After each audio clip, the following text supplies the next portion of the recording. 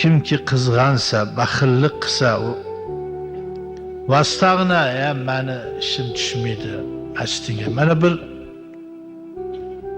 gazetada bir Darakchi degan gazeta bor. Endi hamma narsa borda unda. Bitta ta'sirlik voqeani yozibdi, bo'lgan voqea ekan. Balki o'qigandirsizlar ham.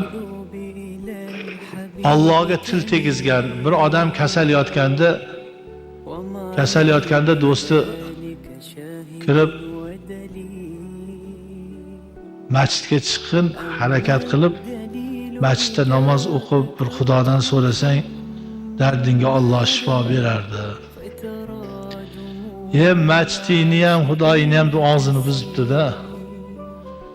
Seni masjidingda meni uyim o'zi yaxshi. Birdan ko'zi ko'r bo'lib, tili so'zga kelmay qolgan. Dod deb yig'laydi. Yig'lab domlalar kelib o'qib, u qilgandan keyin tili ochiladi-yu, ko'zi ochilmaydi. Tili ochilgandan keyin qorilikka berilib, qori bo'ladi. Qur'onni yodlaydi. Hozir shu odam qori.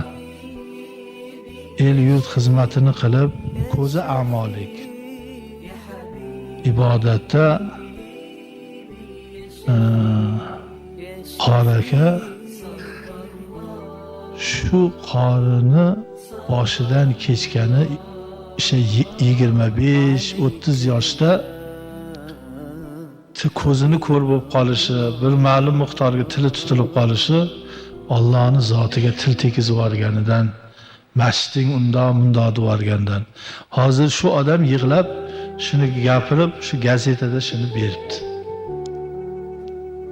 Bu gap endi bir 30 yil, 40 yillik gap. Ahmoqlarimiz bor.